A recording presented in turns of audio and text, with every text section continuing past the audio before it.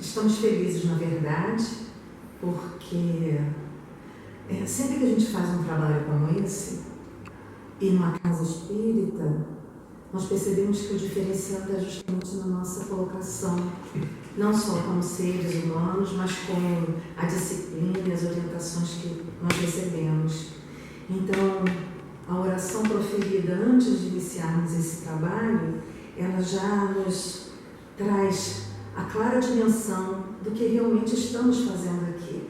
É divulgar, sem dúvida alguma, aquilo que nós aprendemos. Então, queremos agradecer a participação muito especial, com toda certeza, de César Braga Said, no nosso site. Muito bom ter todos vocês, internautas, e que hoje nós consigamos, com a conversa que nós vamos ter, esclarecer, envolver, e que as melhores palavras surjam para que nós possamos aprender juntos. Obrigada mais uma vez, a palestra foi maravilhosa e queremos também agradecer as colocações a respeito da dor e do quanto o auto-perdão é capaz de tornar a nossa vida melhor, né? Nos livrando daqueles lixos emocionais. César Braga Said é psicólogo, escritor, palestrante, pedagogo. Então, em cima do que nós observamos hoje, nós temos umas perguntas formuladas. Ok? Então. E é um prazer estar aqui com vocês. Que bom, obrigada. Com base na palestra proferida pelo Senhor, examinemos a nós mesmos. Seria correto dizer que o homem conhece pouco da sua natureza íntima? Eu penso que sim, Jaqueline. De um modo geral, nós falamos muito sobre a nossa natureza íntima, mas efetivamente conhecer e mobilizar, manipular o que faz parte dessa nossa natureza íntima parece ainda uma coisa recente e pouco comum. Recente porque, se isso é algo que já foi divulgado há milênios pela cultura oriental, se já foi proposto pelo próprio Cristo há cerca de 2000 anos, se é novamente proposto pelo Espiritismo, eu acho que nós ainda estamos tateando nesse processo de conhecimento da nossa natureza íntima. As pessoas que se submetem a uma terapia, num consultório, elas têm uma possibilidade mais direta, mais frequente, mais próxima de estreitar esse contato com a natureza íntima, porque elas se expõem, elas se abrem. E nem sempre no movimento espírita, em face da maneira como cada um compreende a doutrina, internaliza e a vivencia, nem sempre é comum nós encontrarmos pessoas que se abram para uma relação franca, direta, que aceitem críticas com a mesma facilidade com que as fazem. Então, em função de tudo isso que caracteriza o nosso movimento espírita e o que caracteriza cada casa espírita com a sua singularidade e o que caracteriza cada pessoa também com as suas particularidades, eu penso que não temos tanto contato com a nossa natureza íntima. E quando nos damos conta de que algo foge ao nosso controle, a gente se encarrega de encontrar um bode expiatório, um culpado por fato da gente ter se exasperado, por fato de ter sido deprimido, por conta de uma raiva que de inopino brotou na nossa alma. A gente encontra um culpado, via de regra, quando somos nós os maiores responsáveis, tanto pelas coisas que dão certo, como por aquelas que não dão certo. O que me ocorre também é como chegarmos a essa natureza com o tempo restrito que nós temos, com todos os apelos da tecnologia, essa vida que nós levamos, né? Então, esse tempo, né, para reflexionar, nos conhecermos, fica cada vez mais reduzido. Sim. E essa proposta, né, mais íntima, num consultório, ou quando nós realmente desejamos essa mudança interna, é algo extremamente importante em tempos como esse, não é? Sim. Sim. E a gente vive muito preocupado, Jaqueline, de falar, de mostrar o que a gente conhece, Sim. de expor nossas experiências, o que é válido no sentido de estabelecermos uma ponte com o outro. E é claro que se a gente está conhecendo alguém, mais do que natural, se a gente quer que o outro entre no nosso coração, se a gente está abrindo as portas, a gente expõe quem somos, o que já fizemos, o que vivenciamos. Mas eu penso que esse processo de acessar a nossa natureza mais íntima necessita de silêncio interno. Não um silêncio monástico, não um silêncio de quem se isola do mundo, mas que eu possa, no momento em que eu falo, me ouvir também. No momento em que eu te ouço, que eu não apenas me detenha no que você está falando, mas quem é esse ser humano que se comunica comigo? Qual a intenção da Jaqueline ao falar o que ela está falando? Né? E essa delicadeza, essa singeleza, faz muita falta nesse processo. Ela é uma ferramenta importantíssima. Por isso, o silêncio interior, a gente vive num movimento que é um movimento extremamente intelectualizado, ou que estimula a intelectualização, e às vezes a gente corre o risco de desenvolver uma neurose de informação. A gente sabe tudo da codificação, sabe tudo de Emmanuel, de André, de Joana, do que Haroldo Dutra está nos ensinando, Alberto Almeida, de Valdo, Chico. Só que a gente perde de vista que mais importante do que a quantidade das informações é a qualidade delas. E para ter esse cuidado de pensar uma informação com qualidade, a gente precisa amadurecê-la, a gente precisa perder a pressa. E às vezes a gente vê companheiros, e eu próprio, em alguns momentos me vejo assim, com muita pressa de perfeição, com muita pressa de elevação. E quando eu estou muito preocupado em priorizar tão somente o conhecimento, eu perco de vista as relações. E o Espiritismo nos convida às duas coisas, ao amor e à instrução. Ao amor ao outro, ao auto-amor, e a necessidade da gente se instruir. Então, se a gente puder fazer isso com mais vagar, sem tanta pressa, sem ficar atropelando os companheiros, sem nos entronizarmos como figuras insubstituíveis, né? Abrir espaço para todo mundo produzir, claro que com critérios, cada qual com as suas qualidades, com as suas características, vai ficar mais fácil a gente crescer junto, porque ninguém cresce sozinho. Com a suavidade das suas palavras, da sua colocação, é mais fácil a gente imaginar essa realidade. Né? Tão bom ouvir isso, porque de fato precisamos da nossa melhora. Sim. Né? Agora, consumir, aí nós vamos nos tornar essas pessoas como consumimos aqui as informações e os outros consomem o que a vida material oferece.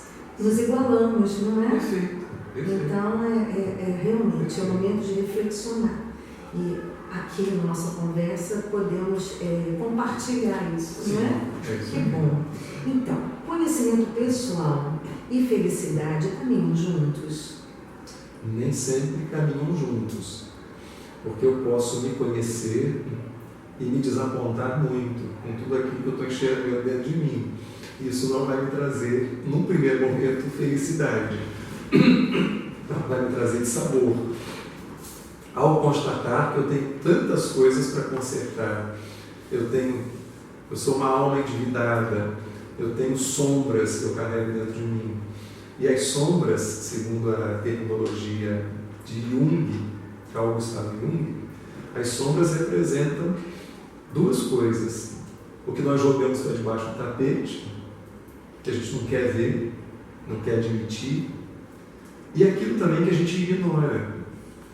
Então, felicidade caminha próxima do autoconhecimento como um processo, como uma coisa a médio e longo prazo.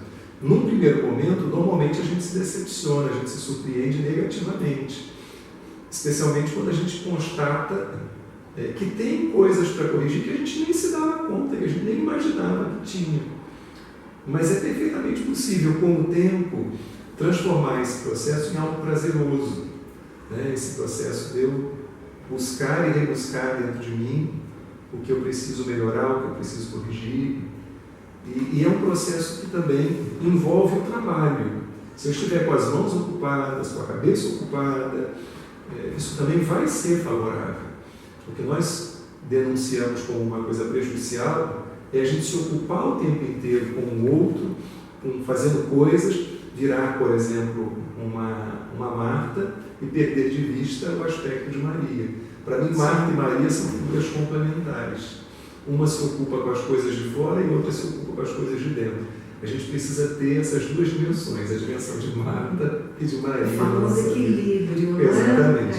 Muito bem colocado, com certeza. Bom, qual é o papel do Centro Espírita no Conhece-te a Ti Mesmo de cada um dos seus integrantes? O papel é primordial. O Centro Espírita ele deve oportunizar, por meio das reuniões de estudo, das tarefas que ele enseja para cada um, essa possibilidade de desenvolvermos a Marta e a Maria que carregamos em nós. Ele é um espaço privilegiado, mas é preciso que todos nós estejamos imbuídos desse propósito, porque às vezes eu estou imbuído do propósito de corrigir o outro, de fiscalizar o outro, de controlar o outro. Que é mais fácil, né? É mais fácil. Então eu me ocupo mais com a vida do outro, dizendo que, no fundo, eu amo o meu próximo, eu amo o meu irmão, quando na verdade eu estou manipulando meu irmão, controlando meu irmão, e me achando insubstituível, e nenhum de nós é insubstituível. Tem gente que acha que se sair do centro, o centro vai fechar as portas. O centro já existia antes da gente chegar, vai continuar existindo se a gente for embora. Então, mais importante é a doutrina na nossa vida, é o centro da nossa vida. Claro que nós somos importantes para o centro e para a doutrina. É uma via de mão dupla. Mas o grande perigo é quando eu julgo que eu sou a figura mais importante dentro da casa espírita. Aí eu estou equivocado, eu posso caminhar por uma obsessão, por uma fascinação. Então o centro espírita é um espaço na condição de escola e de templo privilegiado para facultar esse autoconhecimento.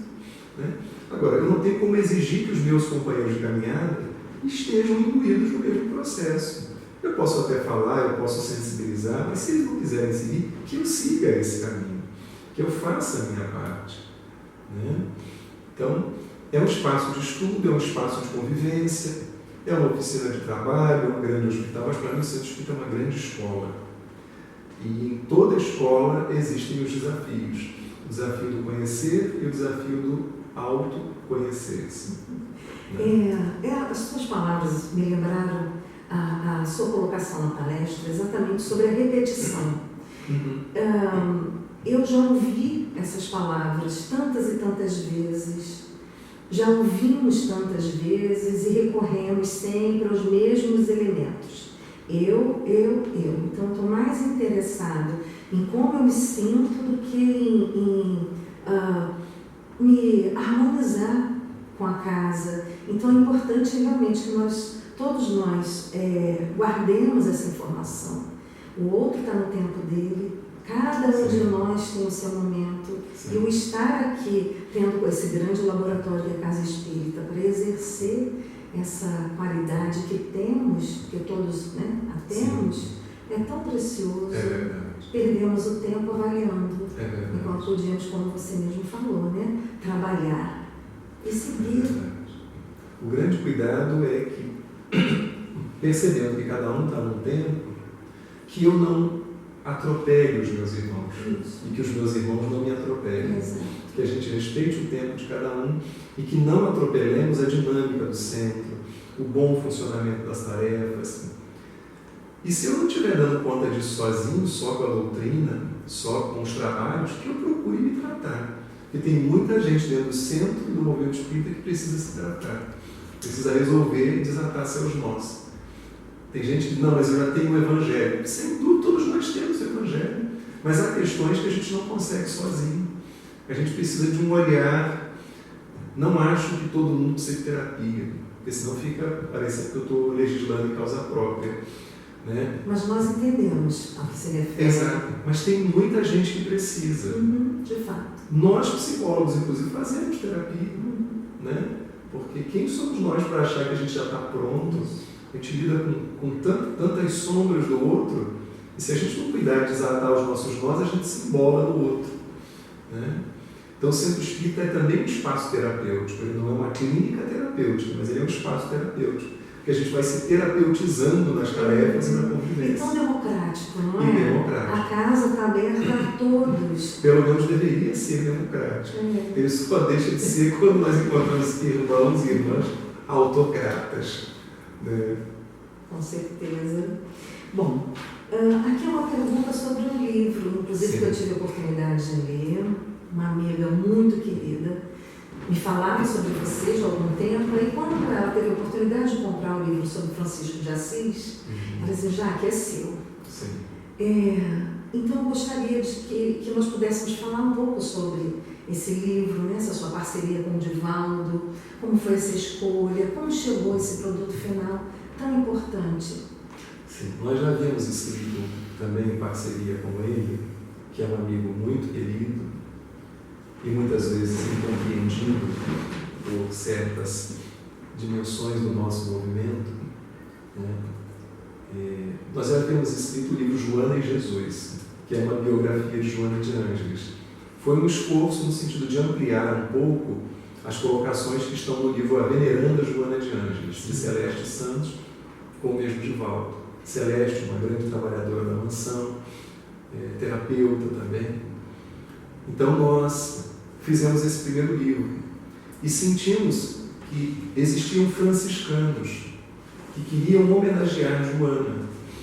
Então depois que Joana foi homenageada, eu fiquei pensando, está na hora de homenagear Francisco. Mesmo que Francisco não precise de homenagem nenhuma para continuar trabalhando, produzindo, sendo quem ele é na vida de todos nós. E aí então percebemos que havia várias mensagens de Joana de Ângeles como se fossem cartas endereçadas a Francisco. Pai Francisco, volte, Pai Francisco, o mundo está embora, o mundo precisa de você. E tínhamos já algumas coisas guardadas, alguns escritos, algumas pesquisas sobre Francisco de Assis. E propusemos então a Divaldo reunir algumas dessas mensagens de Joana, todas falando de Francisco, com alguns desses dados históricos, culturais, sociológicos, e fizemos essa mescla. Não é a melhor biografia sobre Francisco de Assis. Há livros de Leonardo Boff, inúmeros outros biógrafos. Nem poderíamos dizer que é uma biografia. E curiosamente, se por um lado a gente recebe bons feedbacks, né, como esse que você está trazendo, a gente também recebe de alguns companheiros algumas pedradas, de gente que não entendeu o livro, de gente que achou que estava faltando isso, que estava faltando aquilo. Mas cabe a gente reunir as pedras e construir uma casa, né? E construir pontes, e fazer coisas úteis com essas pedras. Toda e qualquer oportunidade de disseminar essa proposta de Jesus é importante. É isso aí. E ele era o amor caminhando sobre a terra. É verdade. Então as passagens do livro são realmente belíssimas. Eu sou muito suspeita, Obrigado. porque eu amo toda a obra dele, o que ele representa. Na verdade, foi quem mais se aproximou da proposta de Jesus, enquanto esteve aqui. Me parece que sim. Os registros, não é? E para encerrarmos, estamos bem próximos a Comerge. Então, o que nos ocorreu é que seria oportuno, né, alguma colocação a respeito, especialmente pela proposta que o CERJ ofereceu para que todos os núcleos pudessem trabalhar o mesmo tema, que é justamente desafios da vida. Estamos vivendo como cristãos? Então, como seria, na sua opinião, o melhor aproveitamento desse tema? Se estamos vivendo como cristãos. O conceito do melhor aproveitamento para a nossa vida. Eu penso que cada um deve tentar responder para si mesmo, Jaqueline, se está conseguindo ser cristão. Quando Kardec coloca no Livro dos Médiuns os vários tipos de espíritas, e se o espírita, o verdadeiro espírita é o verdadeiro cristão, nós também teríamos aí vários tipos de cristãos, se assim podemos dizer. E cabe a cada um se perguntar, como falamos na palestra, o que está fazendo do seu tempo, o que está fazendo do conhecimento, o que está fazendo da beleza, se é portador de beleza física ou beleza interna, o que está fazendo dos seus recursos financeiros, dos bens materiais que amealhou, com esforço, com luta. Nós temos que fazer um inventário para que a gente possa chegar a uma conclusão, mesmo que provisória. O que eu estou fazendo da minha vida? E se a conclusão não for favorável, o que eu posso fazer daqui para frente para melhor aproveitar todos esses recursos que a vida faz que chegue até mim? Então é uma pergunta subjetiva, particular, que cada um deve fazer, mas que nós podemos juntos também trocarmos impressões e aprendermos uns com as experiências dos outros. Né? E se a constatação for de que nós estamos sendo cristãos como deveríamos ser, vamos então ver o que fazer para nos tornarmos os cristãos que deveríamos ser. Né? Me lembro muito de uma frase de Paulo, com a qual eu quero finalizar o meu comentário. Paulo dizia: não sou digno de ser chamado de apóstolo, mas com a graça de Deus já sou o que sou. É mais uma imensa reflexão. Muito obrigada. Eu é que agradeço, Jaqueline. Agradecemos pela sua gentileza, esse jeito manso, e que nos faz pensar de fato o que nós estamos fazendo com o conhecimento que temos oportunidade de absorver, né, o tempo inteiro na nossa doutrina. Se algo já está despertando em nós para a nossa melhora, de tal forma que a gente possa usar esse termo, né, cristão, Perfeito. Da melhor maneira possível, que nos sintamos melhores, e sem culpa, menos culpados, menos exatamente, menos culpados. Então que possamos juntos chegar a essa reflexão de fato. Estamos aqui para aprender, para viver da melhor maneira possível. Cada um de nós doa aquilo que é capaz de doar. Muito obrigada a todos, que tenhamos outra oportunidade. Obrigado. Se o César retornar, Ok. frio. E a conversa foi maravilhosa. Obrigado, Jaqueline. Também digo mesmo.